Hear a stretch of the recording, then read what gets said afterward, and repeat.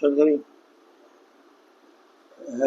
My dear students, आप सभी का हमारे YouTube channel English grammar mania में बहुत बहुत स्वागत है। हम आपके सर एलपीएस सर आज जो है वॉइस चेंज का एक्सरसाइज 60 का पार्ट 2 कराने जा रहे हैं। उसे आप लोग ध्यान से सुनिएगा और लिखिएगा, समझ में अवश्य आएगा। तो आइए हम स्टार्ट करते हैं क्वेश्चन नंबर 10 से। They could prove it easily. They could prove it easily। इसमें क्या है? it ऑब्जेक्ट है, इसमें it ऑब्जेक्ट है और this ऑब्जेक्ट है, could हेल्पिंग वर्ब है, V1 जो है मेन वर्ब, प्रूव है, इजीली जो है एडवर्ब है, मैंने अन्य पद है। हम लोग करेंगे पैसिव वॉइस चेंज। क्या करेंगे? चेंज कैसे होगा? इट जो है चल जाएगा सब्जेक्ट के स्थान में इट, और कुड बी लगाते हैं पैसिव में। कुड यहाँ पहले है इट कुड बी, प्रूव का भीतरी प्रूव्ड होता है, प्रूव्ड इजीली। इस तरह से आप हम लोग का वाक्य पैसिव वॉइस में बन गया। अब क्वेश्चन नंबर 10 के बाद क्वेश्चन नंबर 11 देखते हैं। The teacher might punish him for his absence. इसमें जो है हिम जो है यह ऑब्जेक्ट है, तो सब्जेक्ट में स्थान में जाएंगे तो हिम का हो जाएगा ही। इसके बाद हम लोग अगली वर्ब लगाएंगे माइट बी, पनिश का पनिश्ड। जो वाक्य है रेस्ट पार्ट वो क्या है? Punished for his absence, for his absence by the teacher. जो था सब्जेक्ट में वह बाई के बाद एजेंट के रूप में आ गया, बाई प्लस द टीचर। इसे आपका वाक्य बन गया he may be punished for his absence for his absence by the teacher। ठीक है। अब इसका हम लोग आते हैं क्वेश्चन नंबर 13 में। one would never suspect it। it object है, पहले चलाएगा सब्जेक्ट के स्थान में it, और would का उड़ आ जाएगा वही सेम। मॉडल वर्ब में चेंज नहीं होता है, वही सेम टू सेम चलाता है। It would never be, suspect का सस्पेक्टेड। सस्पेक्ट क्या है? वर्ब है, सस्पेक्ट वर्ब है, तो उसका हो जाएगा सस्पेक्टेड। तो इस तरह से आपका 12 तक का यह पैसिव वॉइस चेंज हुआ। और इसके बाद हम लोग आगे बढ़ेंगे।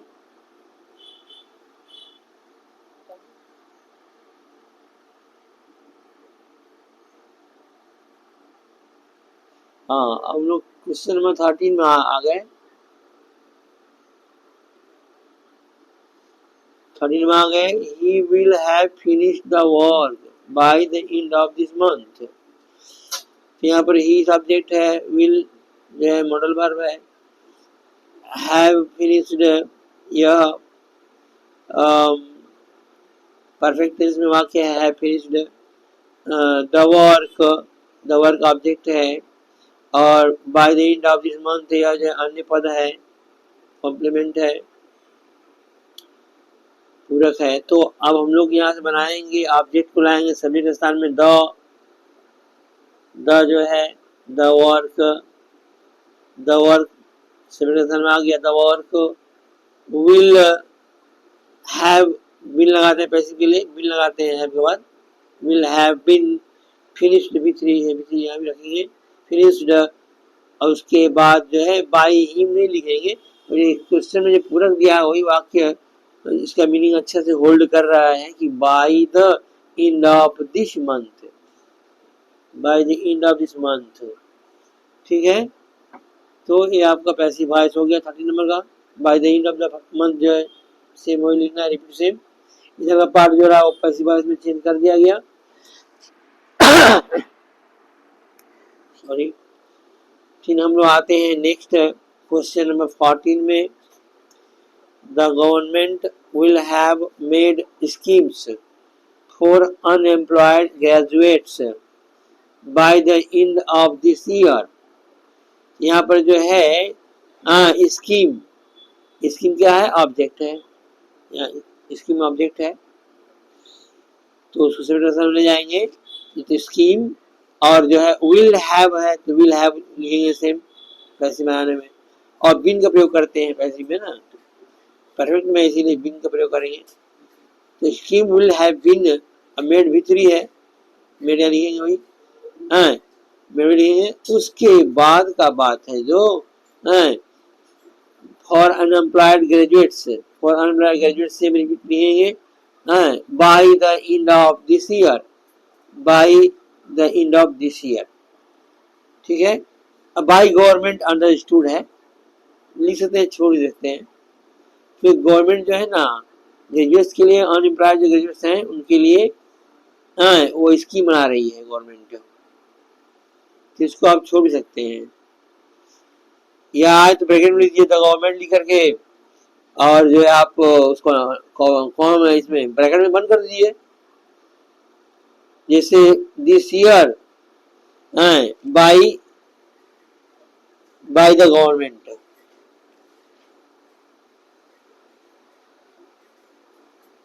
बाय द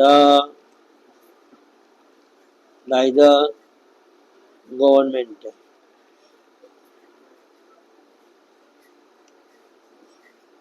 द गवर्नमेंट, ये वाला लाइन आप जो है यहाँ पर गवर्नमेंट यहाँ जोड़ देंगे, बाय द गवर्नमेंट, ठीक है।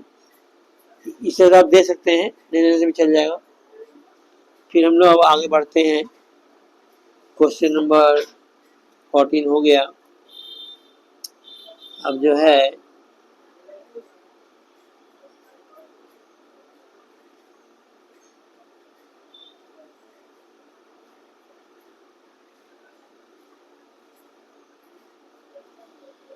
हम लोग अब 15 क्वेश्चन में आते हैं और देखते हैं कि they should have endured what they could not cure। तो जो यहाँ पर है what they could not cure, ये ऑब्जेक्ट का पार्ट में है, इसको सब्जेक्ट के स्थान पर लाते हैं, तो what they could not be cured, what could they not be cured, ठीक है। अब दे छोड़ देंगे, should have been, बिन लगाएंगे के बाद में should have been endured, should have been endured, what they could not cure, what they could not cure, not be cure, और इसमें जो है ना आपका could वो क्या है? मॉडल वर्ब है, मॉडल ऑक्सिलरी है, मॉडल ऑक्सिलरी में हम लोग बी लगाते हैं, तो could be, could not be, cure, should have been endured, should have been endured, ठीक है। इधर आपका जो है 15 नंबर क्वेश्चन तक का हो गया, सॉल्यूशन आपको मिल गया। अब इसके बाद हम लोग जो है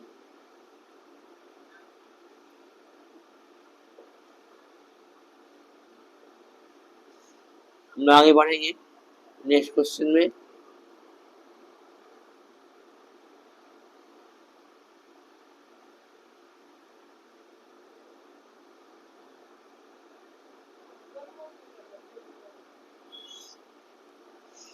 हम लोग आगे बढ़ते हैं,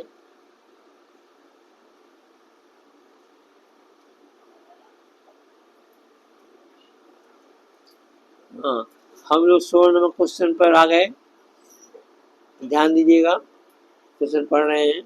Nobody would have known anything if you had not said। तो यहाँ पर जो है nobody निगेटिव वर्ड है, इसके लिए हम यहाँ पर नथिंग वर्ड यूज करेंगे, nothing would have known, nothing लगा करके जो यहाँ पर है वुड हैव,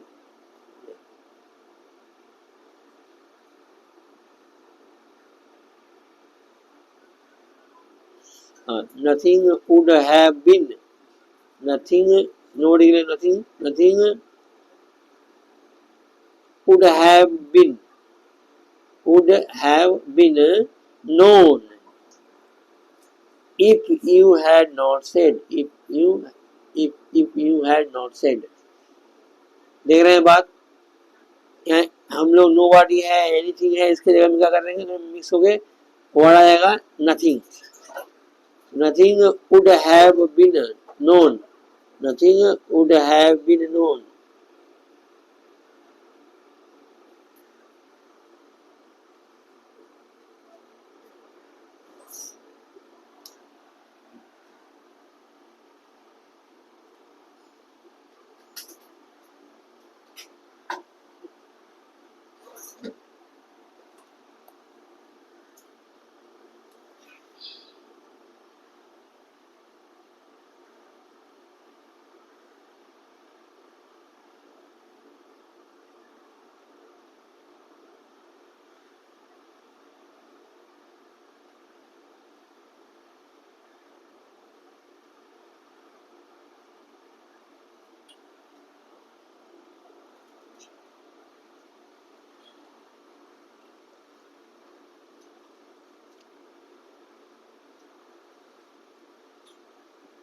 हाँ, तो आप लोग जो है चल रहा था, यहाँ पर नो बॉडी है, यहाँ एनीथिंग है, नथिंग लिखेंगे.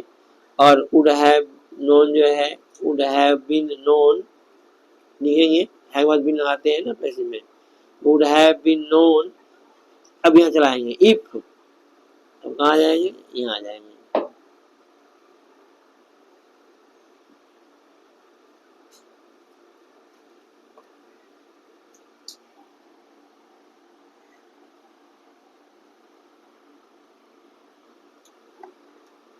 जो है if you had not said.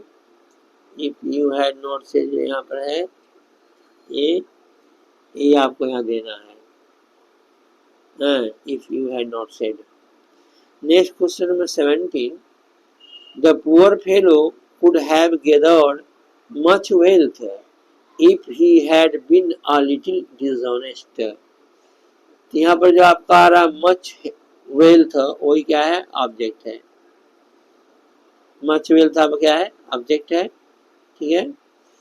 Much wealth यहाँ लिख लेंगे. और उसका जो है मॉडल वर्ब देंगे could have been. Could have है यहाँ पर प्रेजेंट में बिन लगाते हैं.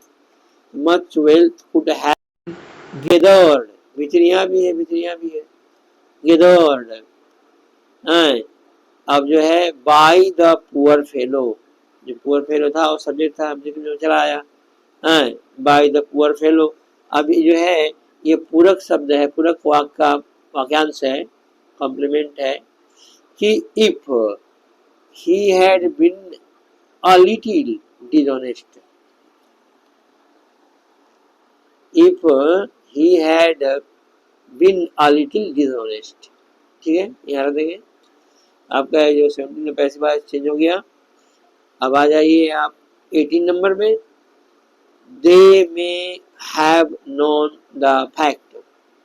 द फैक्ट ऑब्जेक्ट हुआ. द फैक्ट ऑब्जेक्ट हुआ. और ये आ जाएगा किस जगह में? सब्जेक्ट का स्थान पर आ जाएगा. The fact. मॉडल है में और हैव भी है तो बिन लगाएंगे. और नोन भीतरी वहाँ भी है, परफेक्ट में यहाँ भी भीतरी परफेक्ट नोन रहेगा. ऐसी बात में नोन थर्ड फॉर्म हमेशा रहता है तो रहेगा. Known by them. दे से क्या हो गया? दे सब्जेक्ट था, चला गया ऑब्जेक्ट इंडिंग स्थान में आ गया बाई देम. ठीक है. इस तरह से आपका 18 नंबर तक आपका सोल्व हुआ. इसके आगे हम लोग बढ़ेंगे. इसके आगे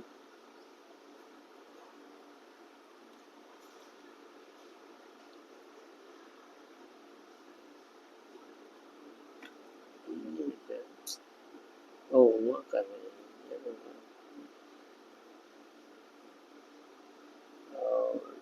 देम.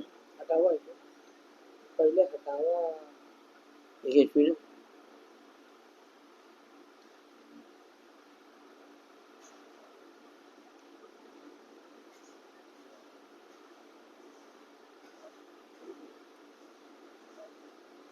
बस इतना ही है. अच्छा. अच्छा तो नहीं से लास्ट में. हाँ, इस तरह आप देखें 18 नंबर। और आइए देखते हैं हम लोग 19 नंबर कि our enemies must have started this remark.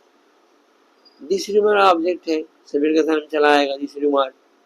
और ये जो है मॉडल है मस्ट हैव, तो मस्ट हैव बीन लगाएंगे पैसिव में, must have been. V3 started है, यहाँ V3 लगाएंगे started by our enemy subject है, जो कि ऑब्जेक्ट के स्थान एनिमी में चला जाएगा बाई के बाद, बाई आवर एनिमीज।